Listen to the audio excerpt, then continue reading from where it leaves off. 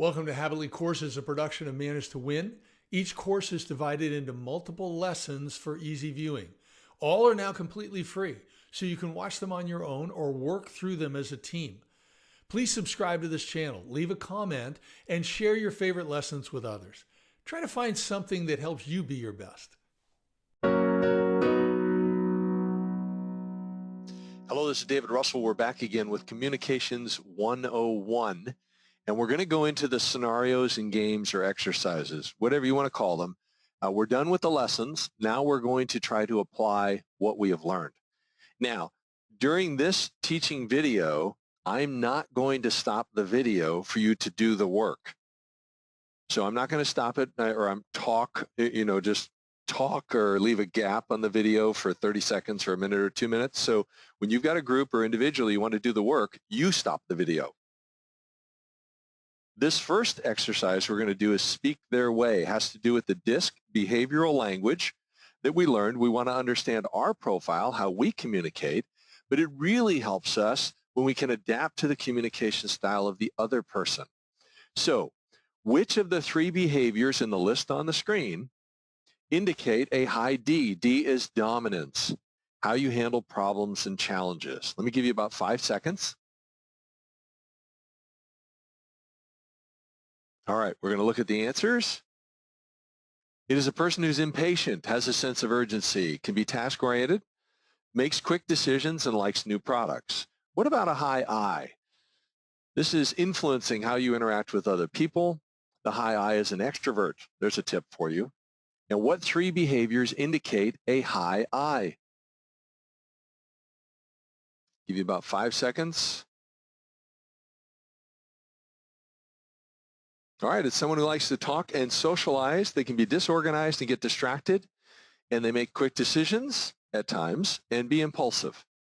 All right, now what about this other person? Are they a high S? That is steadiness, how we handle pace and work environment. What are the three behaviors in this list that indicate that person is a high S? Give you about 5 seconds.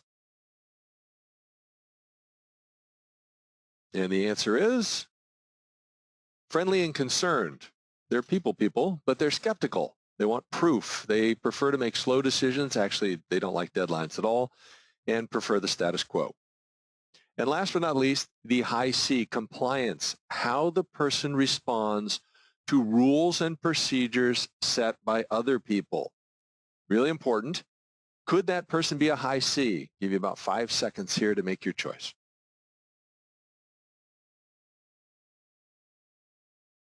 Okay, and the answer is, this is an analytical. They want lots of data, the opposite of the D that just wants summary data. They have critical or high, even double standards. They really want to do it the best. They want to do it right the first time, so they tend to make slower decisions, but they'll work step by step. So learn these behavioral attributes, not only for yourself, but how to spot them in others, and you'll be able to communicate more effectively. You can look at other slides, ask other questions of your group, decide how you want to do it, but this is a very valuable skill to develop. Second scenario here is active listening. Now you've seen this slide 2 times already. This is the 3rd time. Really, I'm zeroing in on that last bullet. Active listening is listening, not talking. So you're listening and you're repeating back snippets or short summaries of, okay, if I understand you correctly, you're saying this and this and this. Is that correct? Okay, great. We'll go ahead and continue. Or you might ask a question about one of those things, but you're really listening and getting the other person to talk. So here's the exercise. Here, I'm going to give you this statement below, and I want you to prepare a list of the questions you would ask to confirm you're understanding this person correctly. So the client says, we got a new employee, Groucho Marx, starting on Monday. Groucho will be primarily responsible for generating sales leads for the sales team. He will have his own laptop, a PC, but we'll need to install our CRM software. Give him a new email address, grouchom@opera.com, plus provide him access to our VPN and the shared drive as well as the engineering drive. Who could be available to get him set up on Monday? Ideally, if someone could do this remotely around 10 a.m., that would be great. Now, You can't look back at that last slide. Based on what I just said, and you even got the benefit of reading it, write what you believe would be the questions that you're going to answer, okay? So that's going to be your response. Once you have those questions or statements that you're going to be confirming back, then return to the prior screen to confirm how many of the facts you heard and noted correctly. And you can repeat this with actual scenarios yourself. All right, and this is how we finish this particular exercise. Third exercise, avoiding fillers. So I was talking about speaking. You may have noticed that I will pause at times. I'm pausing to avoid using a filler like well. I'm not perfect, but I try to work at it. That's what this exercise is about. Number 3 on the list here, avoiding using those fillers. Now, here's the way the exercise works. One person at a time gets up and speaks to the group for 2 minutes on any reasonable topic they want. Not something offensive, but it can be they love hiking, it can be they love to cook, it can be technology, it doesn't matter. Post a timer so the speaker and others can see. And the goal is to speak at a pace preferred by your audience. Remember, you know your audience. Avoid using the fillers, any fillers, whatever they might be. Start and end on time. And the audience is keeping track. How many fillers did they use and what were they? And then you're going to discuss this afterwards with the speaker, encouragingly. My dad took Dale Carnegie many decades before I did, a Dale Carnegie course on effective speaking, which I really enjoyed, but it was because the instructor was so awesome. When he took it, they got up and spoke for 2 minutes. But if you used a filler before 2 minutes, you were done. You sat down. My dad was very proud. He was one of the few who made it the whole 2 minutes. That's an alternative of what you can do on this exercise. Have fun with it. Next, we're going to talk about tone of voice. This is really important when you're communicating. It's actually in some ways more important than what you say, because if you use the proper tone, the other person will receive your information better. So here's how it works. Basically, you organize people in pairs. One person is going to be the tech, one person is going to be the client. One at a time, a pair is going to go in front of the group, and they're going to work through a scenario. The person who is the client calls or says the typical scenario and behaves in a way that might challenge the other person. Now, I don't want you to be a total out-of-control jerk, but you can be rude, you can be stupid. I don't like to use the word stupid. You can be uneducated about how to use technology, whatever it is. You can do things that might drive a tech nuts. Stay in your role, both of you. Really important. Don't start laughing. Don't start talking to the audience. That's not what we're doing. Post a timer and stay on time. The audience is going to take notes. What went well, what didn't go well, that the tech did. We're not evaluating the actor who is the client. After 2 minutes, discuss how it went. Give some constructive feedback. Don't just say you did this wrong, you could improve here. Also say, I really like the way you did this. That's very important. And just to play fair, you can immediately or later have that pair go again, and they reverse roles. So that's this exercise. Have fun with it. Bring in some scenarios that are typical with your company. Okay? Enjoy. The next exercise is the power of suggestion. Remember, we talked about questions can be more respectful than statements. In particular, asking open-ended questions. How do you do that? What do you mean? Where do I go for this? Or where did you do this? Or, asking how, what, where, why, or when. So that's what we're trying to do. And you want to listen carefully, right?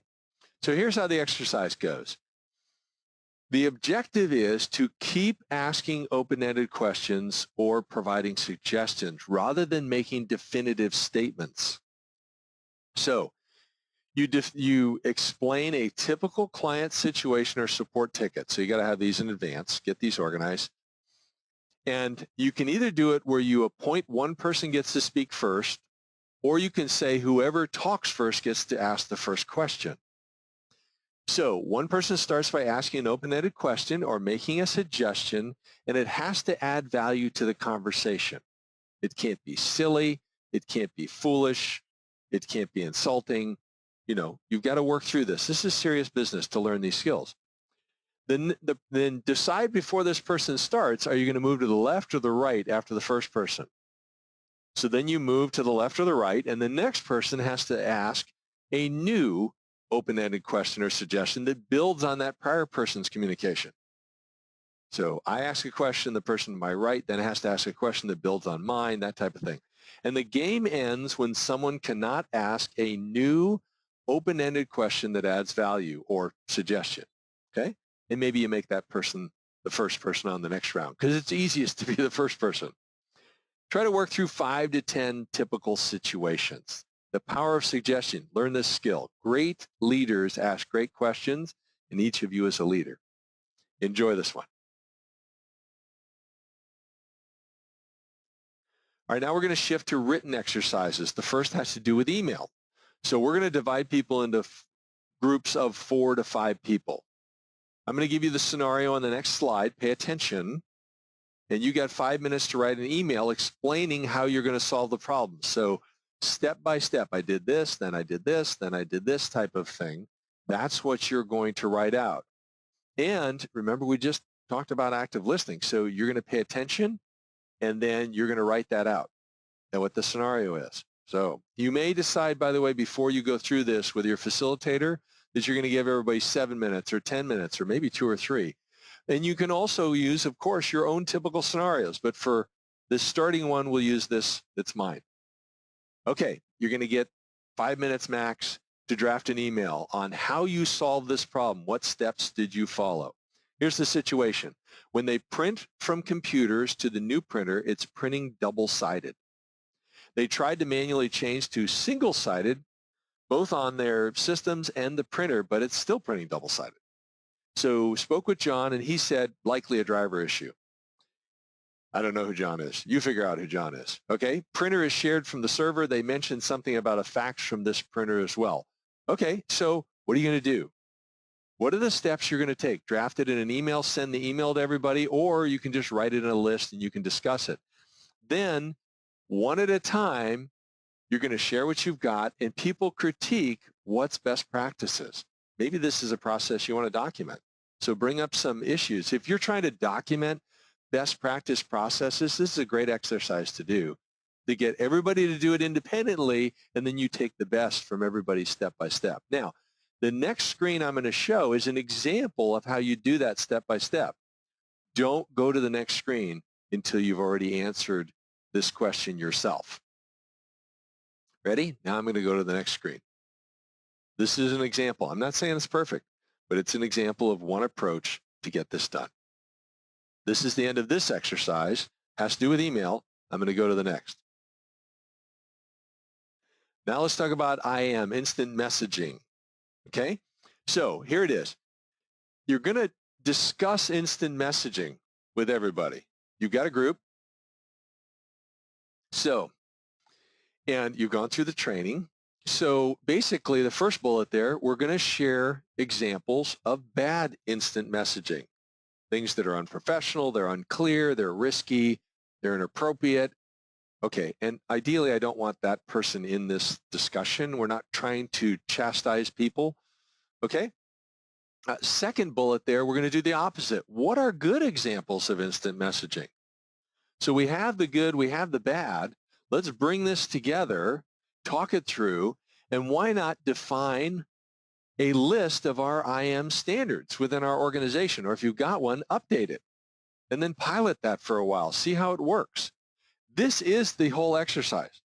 It's coming together, getting the different opinions, what's good, what's bad, what will demonstrate our company culture cornerstones, our mission statement, why we're in business, our vision, where we're going or growing as an organization, and our values, how we do business. So what is consistent with that when we're talking about instant messaging?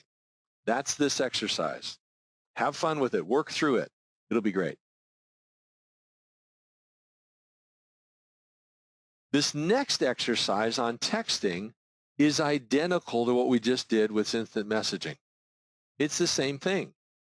share what's bad examples of texting, share what's good, and then work on your standard for how can we do texting in a way that demonstrates our culture as an organization and builds trust in every communication. So you can ask people in advance to bring examples, whatever you want to do, but work through this exercise. It's very valuable. And remember, what did you learn in the lesson about texting that you want to apply here? Have fun. All right, our last exercise has to do with ticket documentation. I mean, this is a training that will be used by many technical people. It's open for other people. A lot of this stuff applies in all of their job roles, but service tickets, basically when we're documenting our time, it's billable time. And we need to document as we go so it is as accurate as possible. Now, I recommend you balance the detail with brevity. I call it Goldilocks detail. Not too little in the notes, not too much in the notes, just right. Has to be understandable.